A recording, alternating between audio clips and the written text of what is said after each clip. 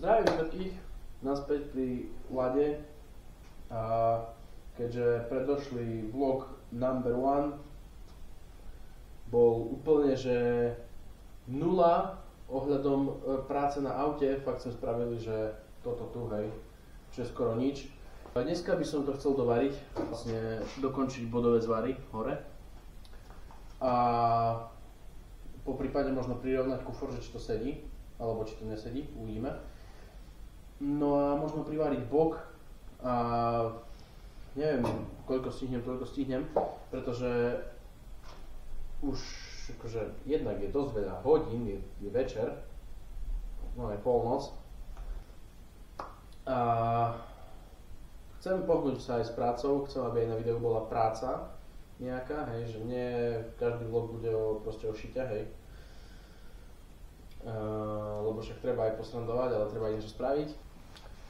Neuvidíte to zblízka, pretože neviem to točiť zblízka sám. Hej.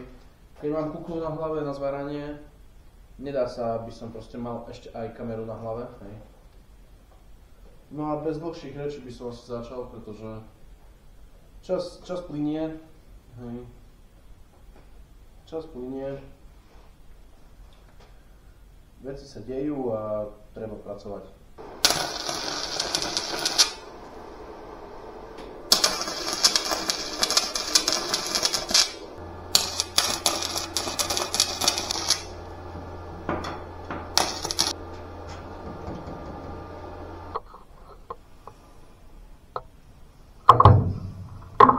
Tak nejak vyzerajú bodové zvary.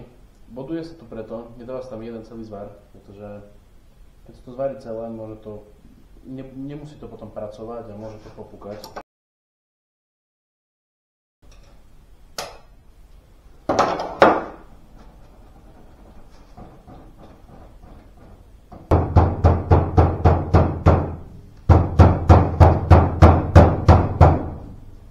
Musí držať. Chcelo by to vyskúšať, či pasuje ako kufra. Že netuším, kde som od tohto dal proste šrubky. Dobre.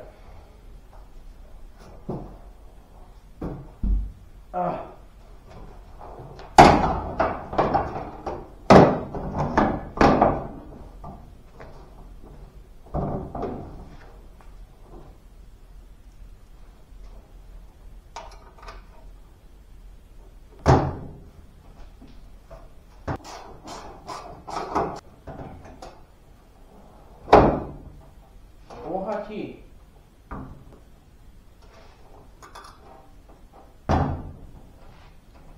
Medzera nám sedí. No, moment pravdy. Toto tu by proste nemalo mať takú medzeru. A on to ani nepasuje. No, moment pravdy.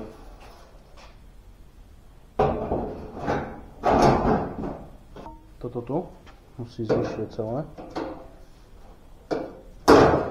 No, teraz som to ešte viac si poňal. OK. No a teraz, keď zavriem, tak tu to pekne sedí. Tu to všetko pekne sedí.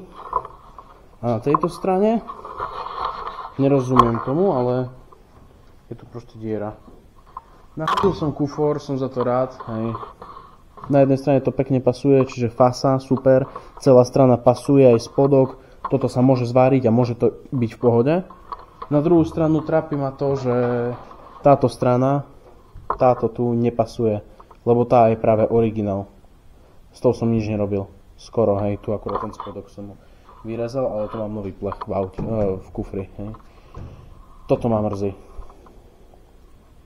Možno keď sa ten spodok nejak pritisne, ale nie, lebo to nevyťahne to ten vrch.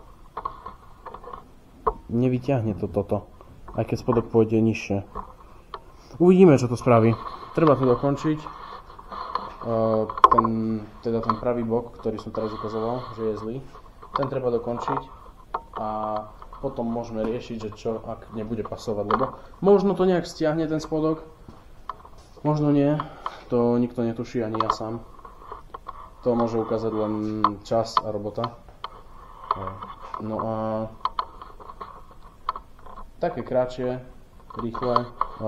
Nie veľmi veľa vecí bolo ukázaných dnes, ale tak čas tlačí, hej.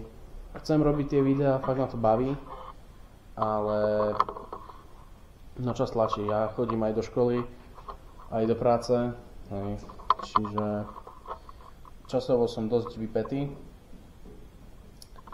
ale chcem to robiť, baví ma to a snáď to bude mať nejakú tú podporu od vás ako divákov. Neviem, chcel by som robiť viac takýchto srandičiek, hej. Dokonca viem, čo chcem robiť po tomto projekte, čo chcem robiť ďalšie, hej.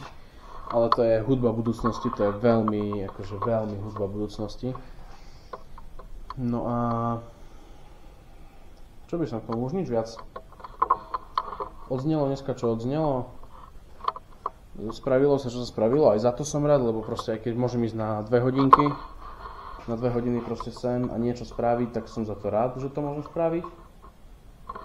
Ak to môžeme natočiť ešte lepšie, hej.